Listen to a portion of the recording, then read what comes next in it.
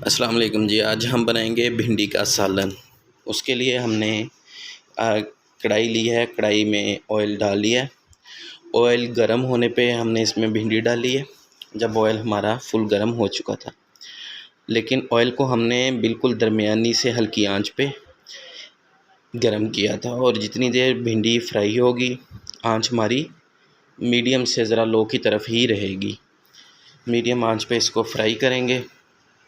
आपने वीडियो आगे नहीं करनी, आपको मुकम्मल गाइड करने वाला हूँ, मुकम्मल ऑथेंटिक रेसिपी जो है वो बताने वाला हूँ।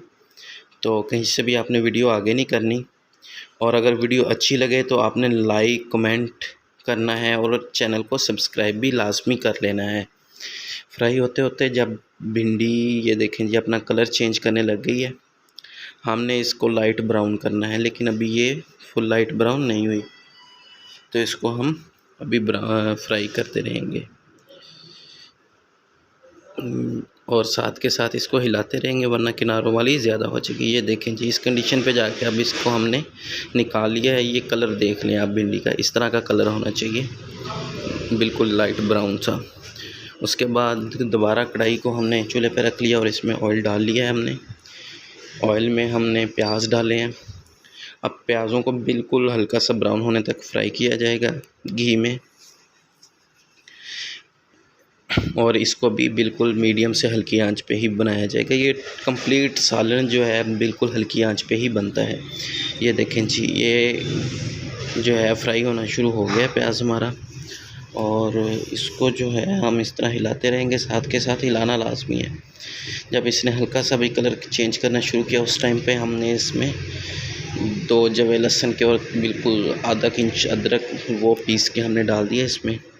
हल्का से इसको भी फ्राई करेंगे इसमें, और फिर इसके बाद अगला स्टेप होगा। उतनी देर में हमारा जो प्याज है वो भी हल्का सा ब्राउन हो जाएगा, लाइट ब्राउन जिसे कहते हैं वो हो जाएगा। ये देखें जी, प्याज हमारा जो है लाइट ब्राउन हो चुका है। अब इसमें हम टमाटर डालेंगे।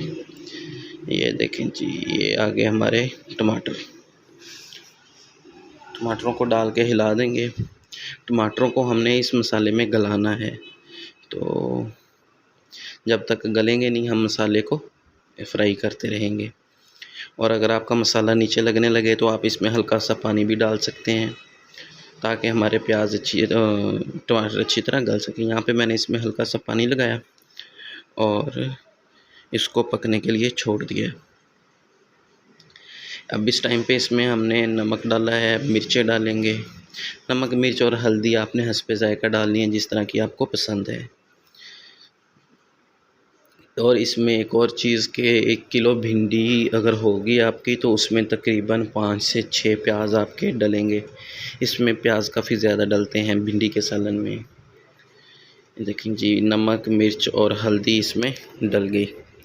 ये डालने के बाद इसको हिला देंगे, और अभी इसको मज़ीद पकाया जाएगा जब तक कि हमारा मसाला तैयार होकर घी ना छोड़ दे और पानी इसमें से ख़त्म ना हो जाए।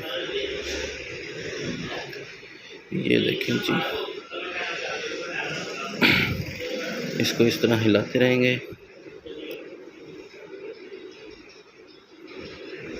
और जब बिल्कुल एंड आ जाएगा मसाले का, उस वक़्त पे जाके ना हम इसमें हरी मिर्च डालेंगे। अब हमारा प्याज गल चुका है इसमें, बिल्कुल देखें मसाला बन चुका है उसका। इस टाइम पे ये हरी मिर्चें हमने इसमें डाल दी। ज़रा मोटी मोटी काटी हुई थी, भिंडियों में इस तरह की मज़े की लगती हैं।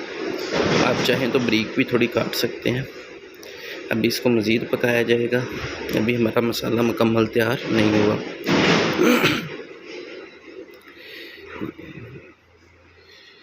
ये देखें जी, इस टाइम पे आके हमारा मसाला तैयार हो चुका है।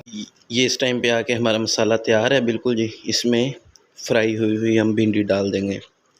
भिंडी डालने के बाद आग को और थोड़ा सा हल्का कर दिया जाएगा, और इनको हिलाते रहेंगे थोड़ी थोड़ी देर बाद, और बिल्कुल हल्की आंच पे इनको भूनेंगे। 4-5 मिनट भूनने के बाद बिल्कुल हल्की आंच पे हमारी जो भिंडी है वो तैयार हो जाएगी। इसको जी नीचे नहीं लगने देना हमने।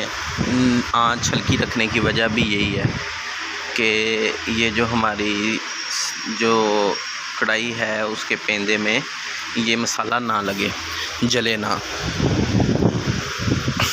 उसके लिए जी इसको साथ के साथ अच्छी तरह हिलाते रहेंगे। अभी जो थोड़ा सा शोर आ रहा है उसके लिए माज़रत।